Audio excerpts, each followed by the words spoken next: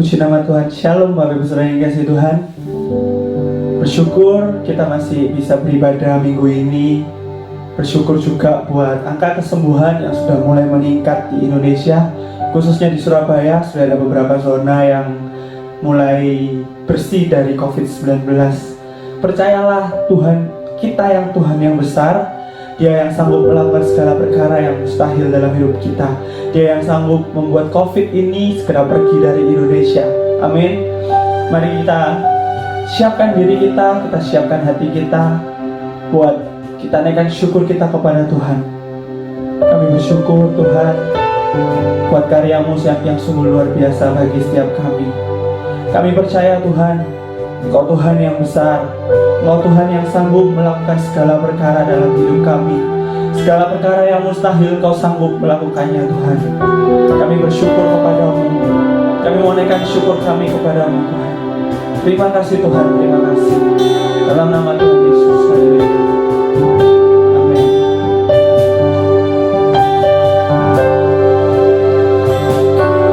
Ku hidup percaya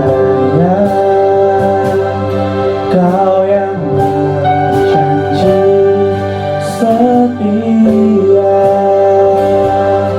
pengalamanku selalu ada di dalammu.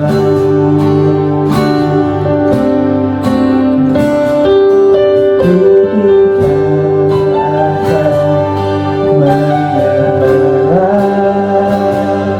meski dalam kesesakan, seluruh hidupku dalam nama-Mu.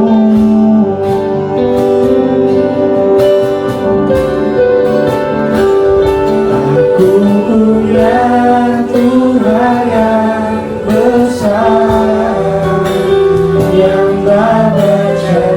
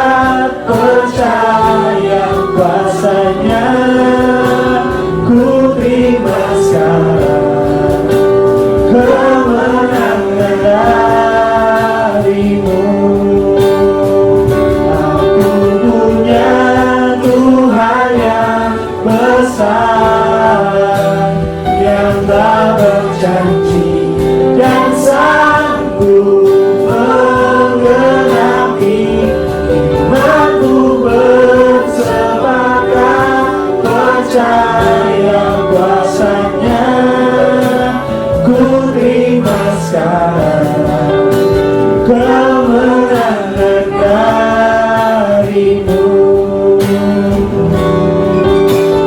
Ku terima sekarang kemenangan darimu. Ku terima sekarang kemenangan darimu.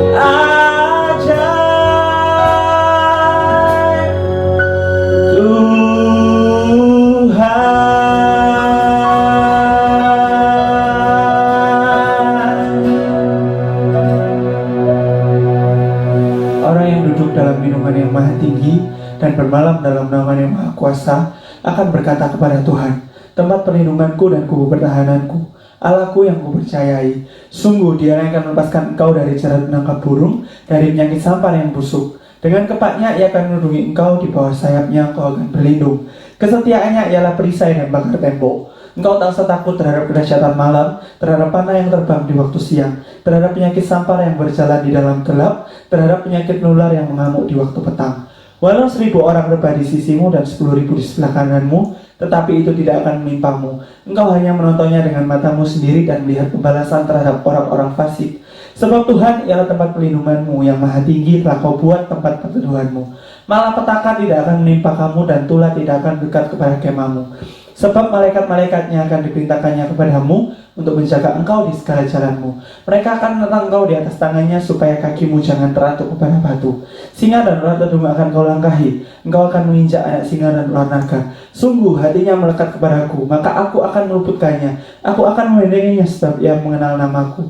Bila ia berseru kepadaku, aku akan menjawab. Aku akan menyertai dia dalam kesesakan. Aku akan meluputkannya dan memuliakannya. Dengan panjang umur akan kukenyangkan dia, dan akan kuperlihatkan kepadanya keselamatan daripadaku. Amin.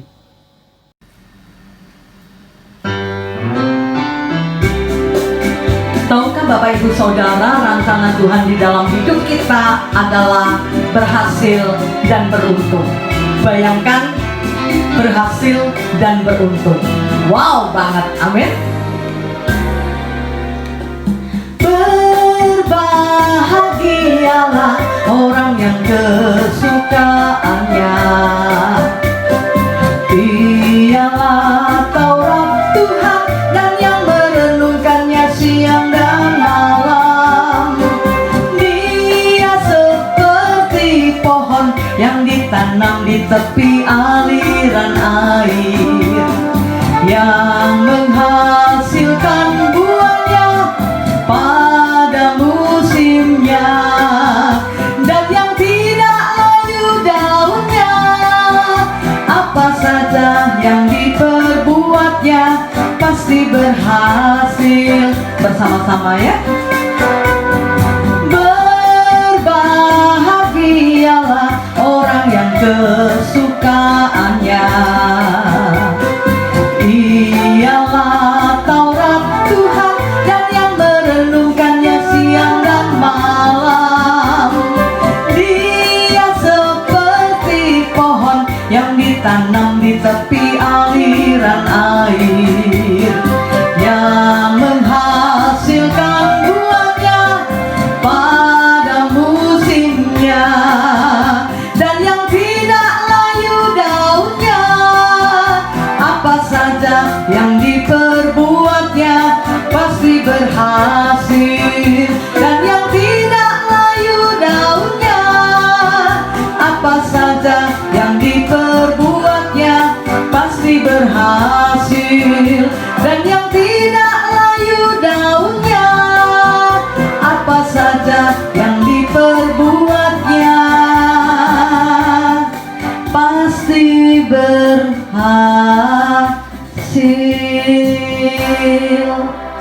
Malam ini saya akan bicara tentang keberuntungan. Apa arti keberuntungan dalam Kamus Besar Bahasa Indonesia? Keberuntungan itu artinya mujur, artinya bernasib baik. Saya yakin setiap kita pasti menginginkan hidup kita penuh dengan keberuntungan. Karena itu malam hari ini mari simak firman Tuhan baik-baik, supaya apa yang dikatakan oleh firman Tuhan terjadi di dalam hidup kita. Kami bawa hati kami kepadamu, mari isi dengan firman-Mu Tuhan. Dan kami percaya pengurapan-Mu atas kami semua, atas hamba-Mu yang sampaikan firman-Mu, dan atas jemaat-Mu. Biar roh hikmat, wahyu, dan pengertian Kau berikan kepada setiap kami, membuat kami mengerti isi hati Tuhan. Kami berjalan di dalam rancangan Tuhan, dan kami melihat kemuliaan Tuhan yang besar. Terima kasih Bapa, terima kasih, terpuji nama-Mu. Di dalam nama Tuhan Yesus kami berdoa dan mengucap syukur, haleluya, amin. Ya, menurut orang dunia, menurut pendapat umum, keberuntungan adalah sesuatu yang datang tanpa disangka-sangka, tanpa diduga, tiba-tiba menang undian. Nah, ini satu keberuntungan, dapat door prize gitu ya. Terima sesuatu yang rasanya mustahil. Misal seorang pria yang jelek banget begitu ya. Nah, dapat istri yang cantik itu keberuntungan. Nah, banyak ya keberuntungan-keberuntungan yang pernah kita dengar. Tetapi nanti kita akan lihat firman Tuhan. Ya, ada orang yang di dalam hidupnya itu selalu beruntung. Ada, saudara. Anak saya itu dari kecil dia selalu beruntung ya. Kami dulu hidup sangat sederhana, belum seperti sekarang. Waktu dia bayi, tapi beruntung, dia ini beruntung ya. Kado waktu dia dilahirkan, ibu rohani saya kasih susu Nutrilon ya, susu berkelas begitu, 1 box. Nah, setelah selesai, setelah habis, mau nggak mau ya kami harus lanjutkan begitu. Ya puji Tuhan, bisa beliin susu, tidak ganti merek lain ya. Biasanya bayi itu kalau ganti merek lain bisa berdampak ya, buang air atau apa begitu. Nah, anak saya bisa lanjutin. Tidak cuma itu, ada tetangga yang begitu sayang sama dia. Dia orang kaya ya, punya pabrik pia. Hampir setiap hari dia ke rumah kami, dia pinjam anak saya, pinjam ya, Rizkia tak bawa ya, dibawa ke Pasar Atom. Kalau pulang gitu ya, dibeliin mainan. Walaupun kami tidak bisa belikan begitu ya, ada orang lain yang belikan. Dan banyak hal, sampai hari ini menurut saya anak saya itu beruntung. Dan seperti saya begitu ya, dari kecil saya hidup menderita, ya harus bekerja untuk saya bisa sekolah.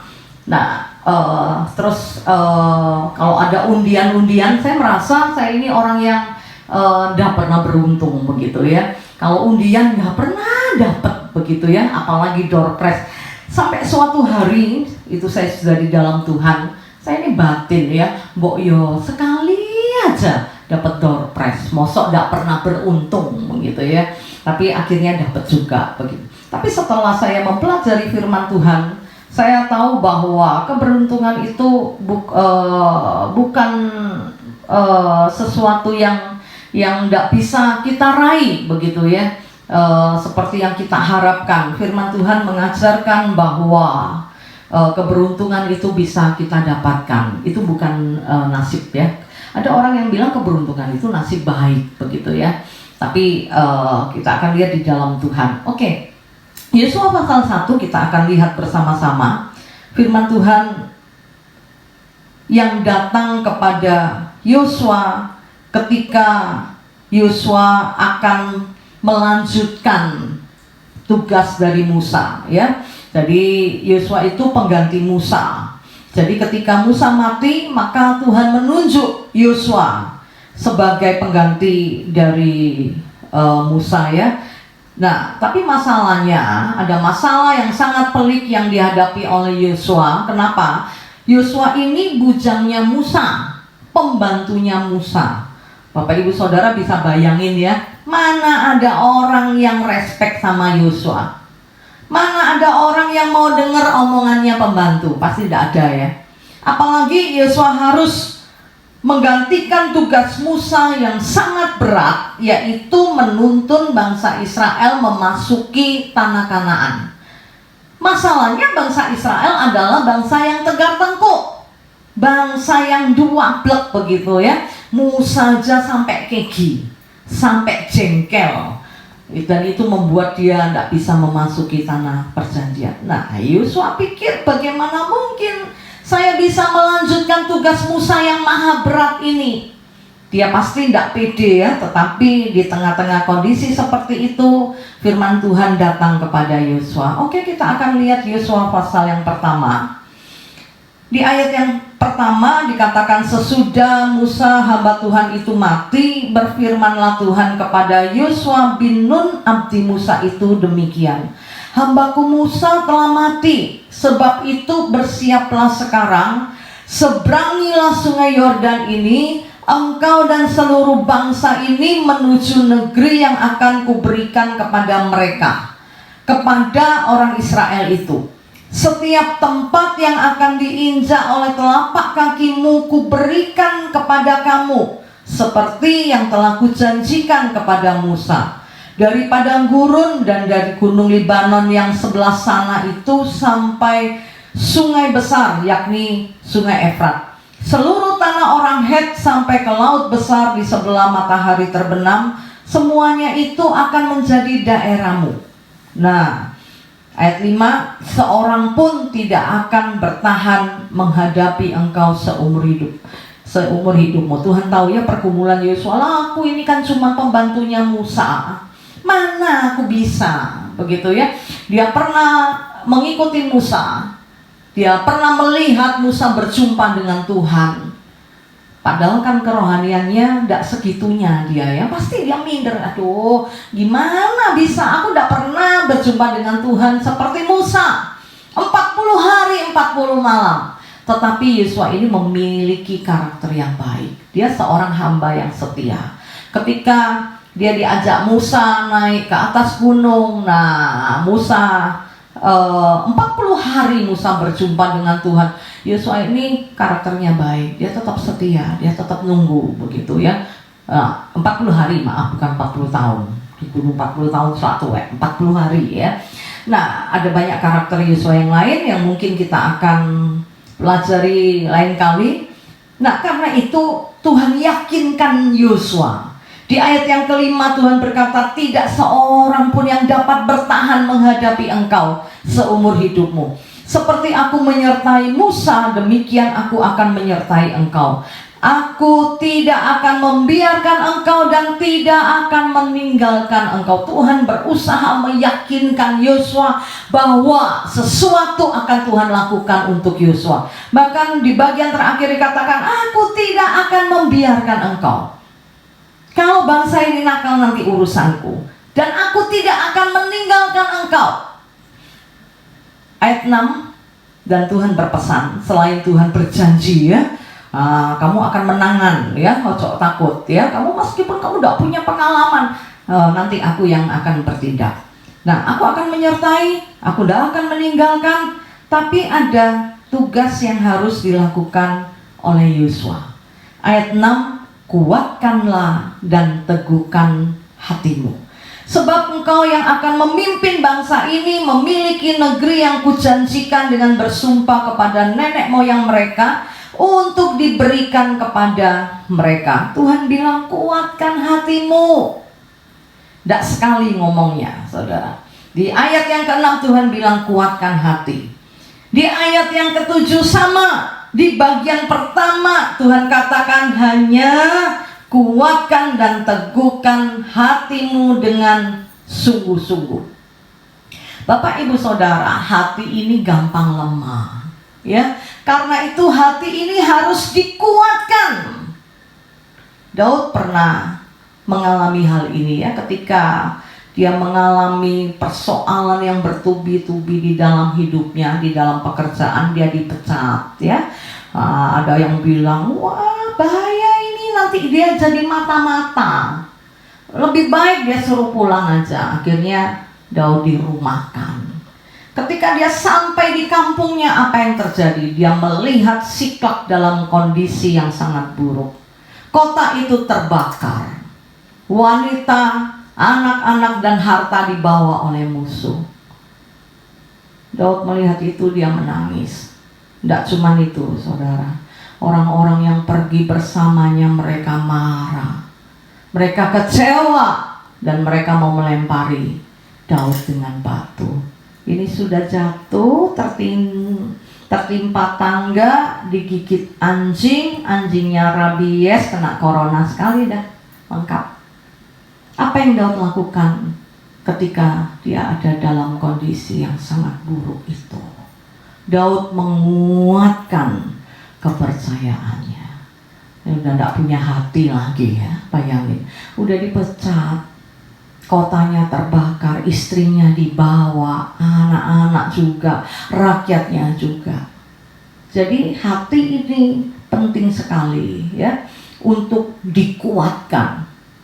Ada masa-masa di mana hati ini menjadi lemah ketika kita alami sesuatu.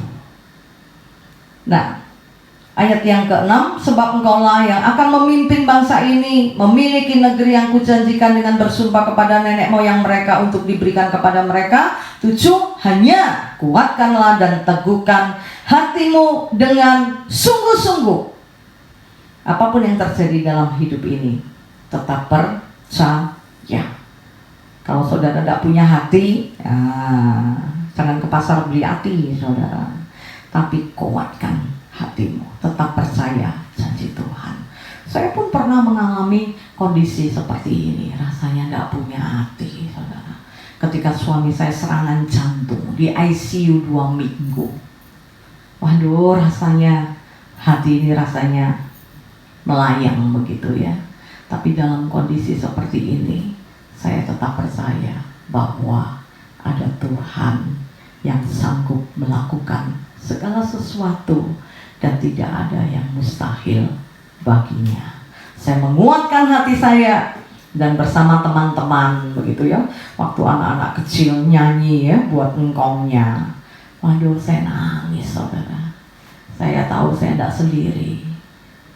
Ada teman-teman yang bersama dengan kami yang berdoa mendukung kami di dalam doa. Anak-anak PAW itu nangis, mereka berdoa buat engkongnya ya, minta supaya Tuhan lakukan sesuatu. Nah, yang pertama, kuatkan hati. Jangan biarkan hati ini menjadi lemah. Jangan biarkan kita kehilangan kepercayaan ya. Jadi untuk berhasil dan beruntung, yang pertama yang harus kita lakukan apa, saudara? Menguatkan hati kita. Oke, ayat yang ke-8. Kita baca bersama-sama dengan suara yang keras. Yosua pasal 1 ayat yang ke-8. Janganlah engkau lupa memperkatakan kitab Taurat ini, tetapi renungkanlah itu siang dan malam, supaya engkau bertindak hati-hati sesuai dengan segala yang tertulis di dalamnya, sebab dengan demikian perjalananmu akan berhasil dan engkau akan beruntung. Ini yang akan saya bahas malam hari ini. Tuhan berjanji kepada Yosua, dia akan berhasil dan beruntung. Tuhan berjanji kepada kita semua, kita akan berhasil dan beruntung. Katakan bersama-sama, berhasil dan beruntung. 1, 2, 3. Berhasil dan beruntung. Sekali lagi, berhasil dan beruntung. 1, 2, 3. Berhasil dan beruntung. Itu rancangan Tuhan di dalam hidup kita. Tuhan tidak ingin kita gagal. Tuhan tidak ingin kita hancur. Tuhan mau kita berhasil dan beruntung. Coba katakan kepada tetangga sebelah kirimu, ya. Kalau ada yang berdampingan suami istri, nah kirinya siapa? Ajak ngomong, bilang, Tuhan mau engkau berhasil dan beruntung. Sebelah kanan, Tuhan mau engkau berhasil dan beruntung. Amin. Kiri kanan sudah ngomong pada diri sendiri, Tuhan mau aku berhasil dan beruntung. Siapa yang gak mau berhasil dan beruntung? Bodoh, ya. Nah, Tuhan mau kita berhasil dan beruntung, kita mau berhasil dan beruntung. Oke, kita akan lihat, tadi sudah kita baca ya, bagaimana kita bisa berhasil dan beruntung. Jadi beruntung itu bukan nasib, bukan kebetulan, tetapi ada campur tangan. Nanti kita akan belajar ya, berhasil itu apa, beruntung itu apa. Tapi yang pasti berhasil dan beruntung akan kita dapatkan kalau kita lakukan 3 hal. Kita akan lihat ayat yang ke-7.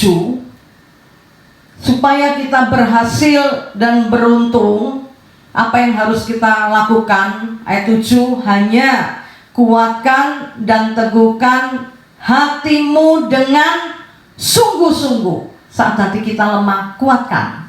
Jangan menyerang, oh gimana, nggak bisa, ini sulit, nggak mungkin. Kuatkan dan teguhkan hatimu dengan sungguh-sungguh. Apapun yang terjadi dalam hidup ini, kuatkan hati. Jangan lihat persoalan, saudara, tapi lihat Tuhan kita yang besar. Kita memiliki Allah yang dahsyat. Kita memiliki Allah yang luar biasa. Nah, karena itu kuatkan hati. Yang kedua, saudara, selain kita harus menguatkan hati kita, ya, yang kedua yang harus kita lakukan, ayat 7, ayat selanjutnya berkata, bertindaklah hati-hati sesuai dengan seluruh hukum yang telah kuperintahkan kepadamu. Yang pertama tadi apa? Kuatkan hati. Yang kedua, bertindak hati-hati. Bertindak waspada, tidak sembrono. Banyak orang sembrono dengan hidupnya, tidak hati-hati. Lakukan apa yang dia mau. Hari Selasa kemarin saya bahas Ribka. Ini perempuan satu ini, heran saya, saudara. Latar belakangnya luar biasa, ya. Kalau mau tahu, ikuti ibadah wanita. Tapi suatu hari dia melakukan sesuatu yang sembrono. Ketika dia dengar bahwa suaminya akan mendoakan anaknya yang sulung, Esau, untuk menerima hak kesulungan, apa yang dilakukan, saudara? Dia hasut si bungsu untuk melakukan ambisinya. Dia bilang sama Yusuf, itu papa mau berkati Esau, ayo kamu pura-pura jadi Esau. Waduh mah, nggak bisa. Aku dan Esau beda. Kakakku berbulu, aku enggak. Oh, gampang. Nanti kamu sembelih domba, ya. Nanti kamu pakai bajunya. Jadi nanti baunya pun papa pasti enggak tahu. Papa pasti mengira kamu Esau. Yakub enggak mau, enggak ama, jangan. Enggak apa-apa. Nanti kutuknya aku yang tanggung. Ini perempuan bodoh, sembrono. Anak diajari berbohong. Banyak orang tua yang sembrono, ajar anak tidak baik. Nanti kalau tante A datang bilang mama tidak ada. Itu kalau anakmu jujur malu, saudara. Kenapa? Ketika tante A datang, mama ada. Kata mama tadi suruh bilang sama tante kalau mama tidak ada. Mama ada enggak? Ada. Tapi mama bilang, suruh bilang tidak ada. Ini bodoh, saudara. Ajar anak berbohong. Firman Tuhan berkata kepada kita, perhatikan dengan seksama bagaimana engkau hidup. Perhatikan dengan baik-baik hidup kita ini kayak apa. Kenapa? Menentukan engkau berhasil, beruntung atau engkau buntung. Yang menentukan itu apa? Kelakuanmu, ya. Kalau kau bertindak hati-hati seperti yang firman Tuhan ajarkan. Firman Tuhan bilang tidak boleh utang, ojo utang, saudara. Firman Tuhan bilang harus jujur, loh, saudara. Saya kaget seorang pemain musik saya. Ketika saya bahas tentang kejujuran, dia bilang bubur kacang hijau. Oh banyu, ya hancur, katanya begitu.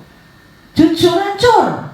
Itu dunia bilang. Saya bilang, firman Tuhan berkata, kemah orang jujur akan mekar. Pemimpin pujian saya juga begitu kaiso deh. Iki bisnis, iki itu gereja, bisnis. Bodoh. Maaf saya pakai kata ini supaya tidak ada yang seperti ini. Lakukan apa yang firman Tuhan katakan. Jangan menyimpang ke kanan dan ke kiri. Tidak bisa. Bisnis kalau tidak bocor titik-titik gak iso.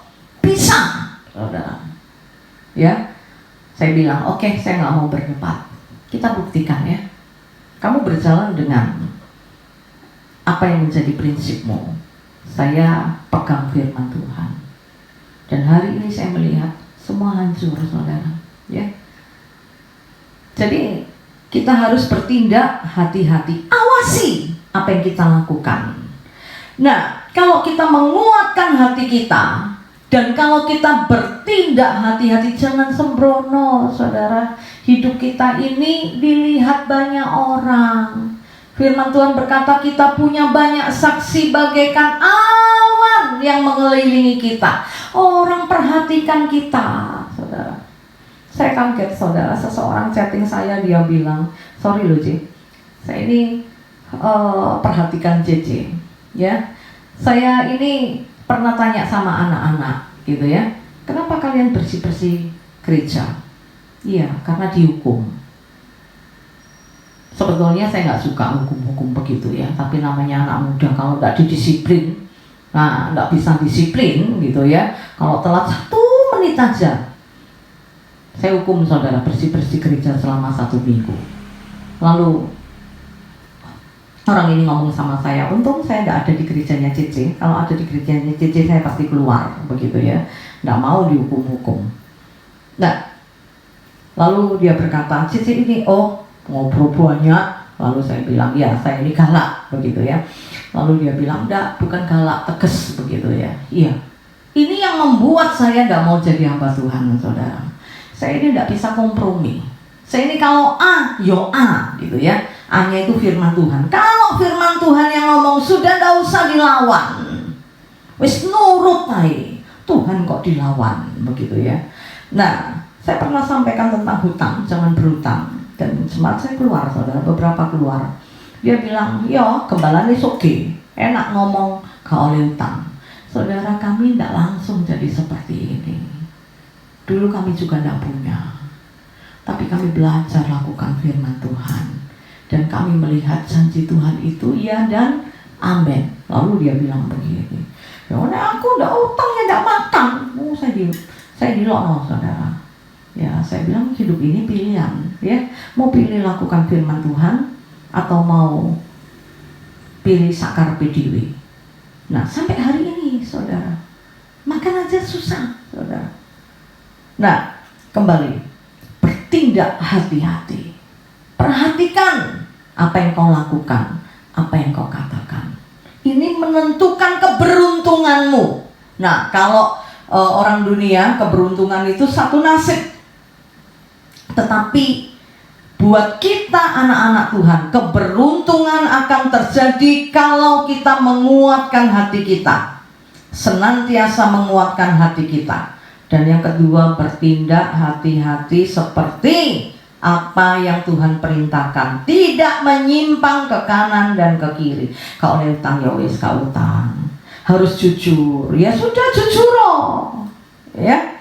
Harus begini ya udah ikuti, saudara. Engkau akan beruntung. Tidak sulit ya. Supaya kita beruntung, supaya kita hoki, supaya kita laki, apa yang harus kita lakukan? Yang pertama, kuatkan hati. Yang kedua, bertindak hati-hati. Dan bagaimana supaya engkau berhasil? Ayat 8, janganlah engkau lupa memperkatakan kitab Taurat ini, tetapi renungkanlah itu siang dan malam. Sampai sini dulu ya. Dikatakan di ayat yang ke-8, nomor 3. Tadi nomor 1 kuatkan hati, yang kedua bertindak hati-hati, yang ketiga jangan lupa memperkatakan kitab Taurat. Ayo kita periksa. Yang sering saudara katakan apa? Keluhan, ayo wis apes. Isu-isu wis ketiban cecek. Lho apes temen lho, saudara. Ya. Waduh, dagangan sepi, corona iki gawe sepi. Saudara, hati-hati. Apa yang kau katakan akan dilakukan oleh Tuhan. Nah, daripada ngomong yang enggak bener itu, saudara, ya, yang enggak, yang negatif, ngomong firman, saudara. Perkatakan firman. Bangun pagi, omongin firman, saudara. Tuhan kasih setiamu baru setiap pagi. Amin. Belajar memperkatakan firman. Ya, ada orang karena ada punya persoalan jam 3 pagi bangun teriak-teriak misu-misu. Jangan. Bangun pagi memuji Tuhan, menyembah Tuhan. Amin. Perkatakan firman.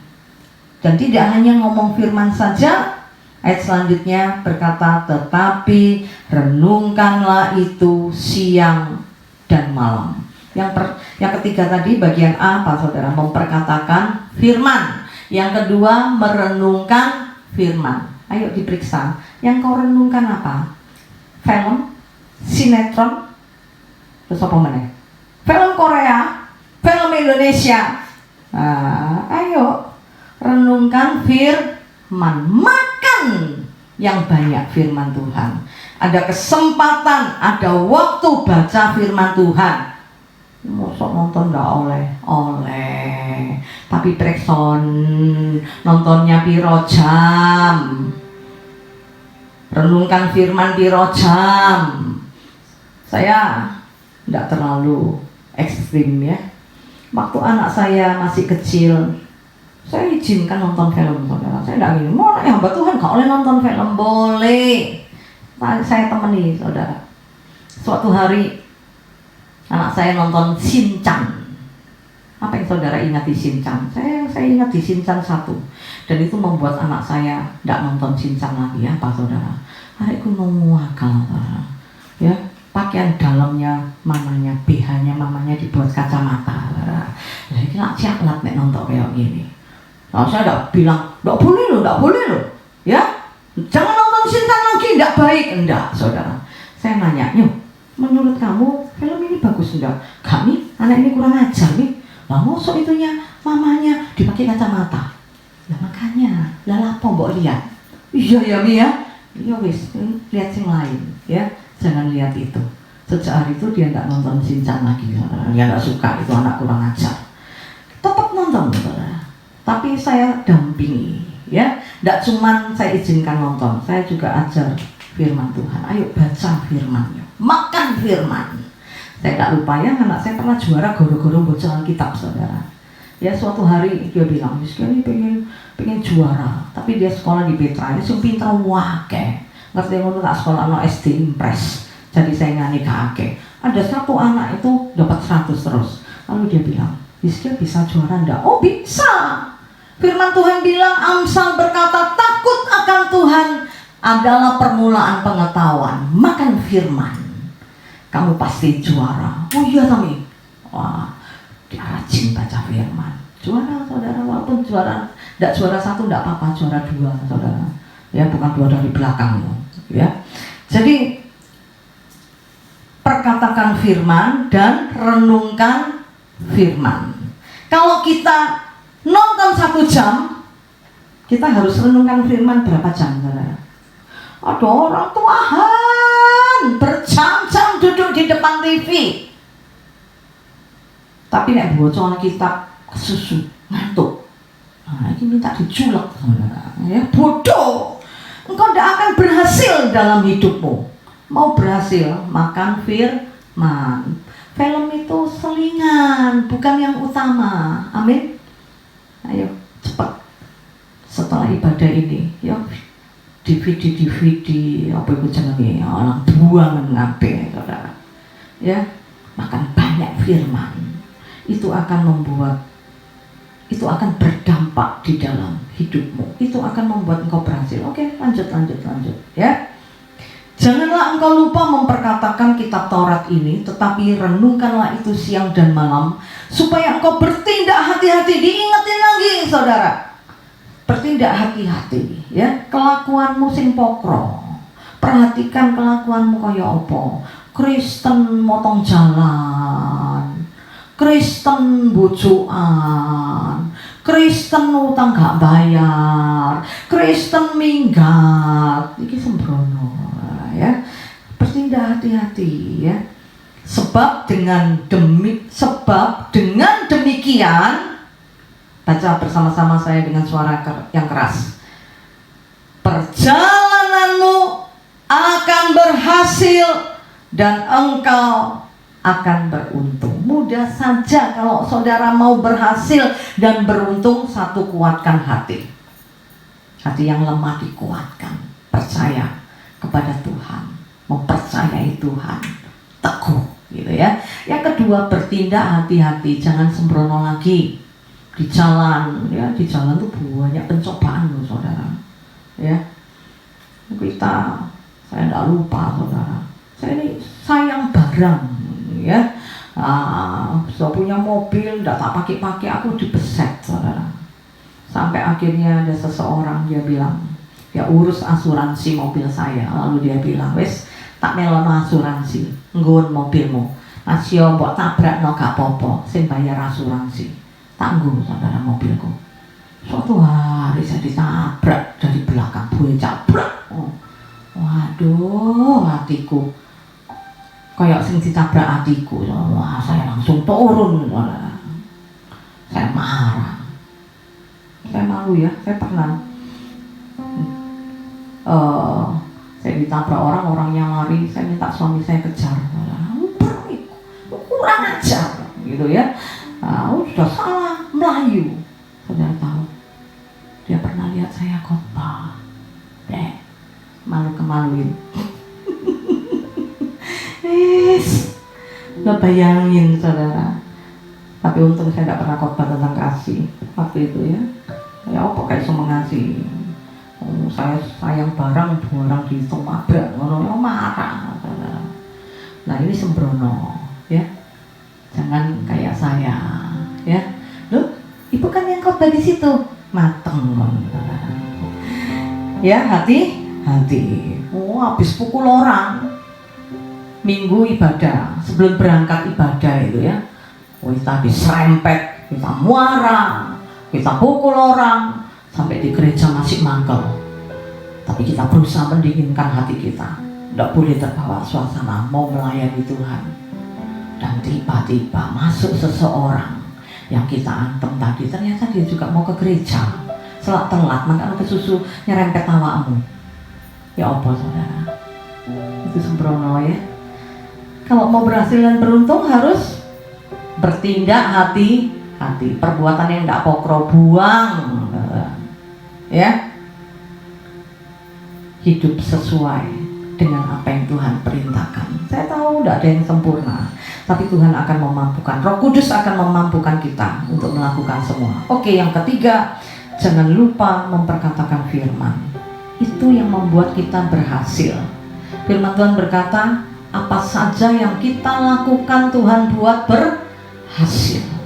Kalau mau lihat itu saudara ya, jangan lupa memperkatakan Taurat. Jangan ngomong kebun binatang, nyebut-nyebut kebun binatang. Dulu saya bina sekolah minggu ya, anak-anak zaman sekarang ini pinter saudara, nggak boleh meso. Nah kalau jengkel dia bilang apa? Oh dasar sayur. Sayur memang bukan makian, tapi dia ganti saudara makiannya dengan oh dasar kedondong.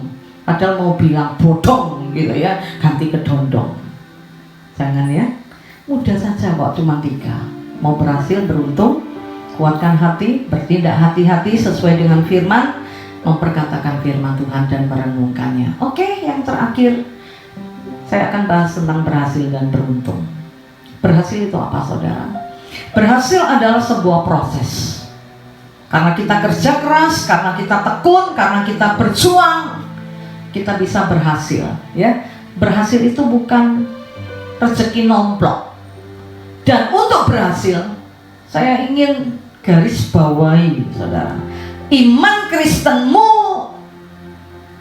tidak mendiskon kerja keras. Nah, kan kita Kristen melayani, nggak usah kerja keras nanti berhasil, kaiso saudara ya. Tuhan tidak pernah ajarkan kita malas. Firman Tuhan bilang belajar kepada semut, harus kerja keras, harus tekun. Hari ini gagal, dicoba lagi ya. Saya senang ketika anak remaja ya, dia bikin warung jual molen. Saya bilang, kamu kok cek pinternya bisa bikin molen. Ya awalnya enggak bisa mak, tapi dicoba lagi akhirnya bisa ya. Mesti tekun ya. Saya nanam kangkung macak kabeh ya. Saya bilang sama anak-anak, ayo coba lagi. Kenapa ini mati? Begitu ya. Harus tekun dan perlu perjuangan. Hidup ini perjuangan. Jangan mimpi tiba-tiba langit terbuka, Mercy datang.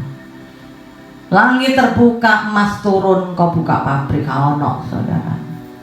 Saya percaya tidak ada yang mustahil bagi Tuhan. Ada bagian kita, tetapi juga ada bagian Tuhan ya. Jadi oke, berhasil, ngerti ya? Berhasil itu sebuah proses. Katakan berhasil adalah sebuah proses. 1, 2, 3, berhasil adalah sebuah proses. Beruntung, apa beruntung? Beruntung itu ada kesempatan yang Tuhan buka, ya. Bukan kebetulan, tapi ada campur tangan Tuhan. Yang pasti rencana Tuhan di dalam hidup kita adalah berhasil dan beruntung. Saya ingin Bapak Ibu Saudara bayangkan, engkau selalu berhasil dan beruntung. Wow, pasti luar biasa. Yeremia 29 ayat yang ke-11 dikatakan, rancangan Tuhan bukan rancangan kecelakaan, tetapi rancangan damai sejahtera yang memberikan kepadamu hari depan yang penuh pengharapan. Lalu kau berpikir, lah aku ini gak sukses-sukses, gak sugi-sugi, gak berhasil-berhasil. Oh, temanku sudah berhasil, aku kok belum. Saya mau kasih tahu ya, Yosua nunggu waktu 40 tahun untuk dia berhasil dan beruntung. Pada akhirnya dia terima janji Tuhan. Kalau sampai hari ini kok belum berhasil dan beruntung, sabar. Coba periksa, 3 ini sudah kau lakukan belum? Selalu menguatkan hatimu, bertindak hati-hati, memperkatakan firman. Kalau belum, ayo kita perbaiki hidup kita. Saya percaya walaupun hari ini kita tidak lihat jalannya Tuhan, suatu hari kita akan lihat rancangan Tuhan yang luar biasa itu terjadi di dalam hidup kita. Mari kita berdoa. Haleluya. Saat ku tak melihat jalanmu, saat ku tak mengerti rencanamu, namun tetap ku pegang janjimu. Pengharapanku hanya padamu. Apa itu menguatkan hati? Menguatkan hati ini seperti yang dikatakan oleh lagu ini. Saat kita tidak lihat, tapi kita percaya. Itu namanya menguatkan hati. Engkau yang ingin menguatkan hatimu, mari angkat tangan bersama dengan saya. Katakan, saat ku tak melihat jalanmu, saat ku tak mengerti rencanamu, namun tetap ku pegang janjimu. Pengharapanku hanya padamu. Katakan, hatiku percaya, hatiku percaya,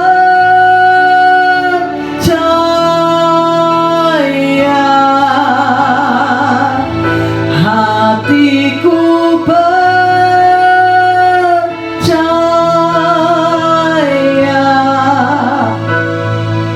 hatiku percaya,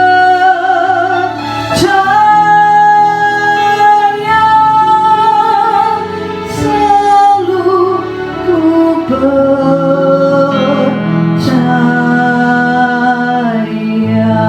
Kalau malam hari ini ada di antara kami, hati kami yang lemah, hati kami yang khawatir, hati kami yang remuk, Tuhan datang menjamah hati kami dan memampukan kami.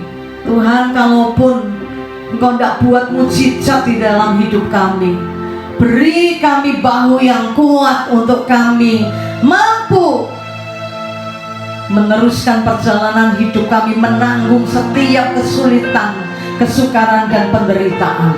Beri kami kaki yang kuat untuk kami tetap berjalan di dalam jalan-Mu dan rencana-Mu.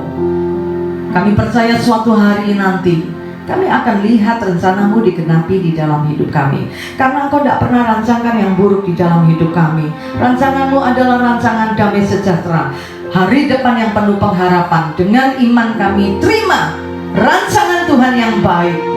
Kami menguatkan hati kami. Kami berjanji, kami bertindak hati-hati, tidak menyimpang ke kanan dan ke kiri. Dan kami akan belajar memperkatakan Taurat-Mu dan merenungkan Taurat-Mu siang dan malam. Terima kasih Bapak, terima kasih. Sebelum kami selesaikan ibadah kami angkat tangan ke surga. Kiranya Engkau memberkati aku berlimpah-limpah dan memperluas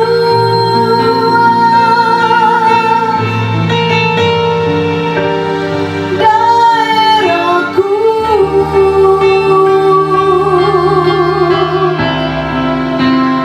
dan kiranya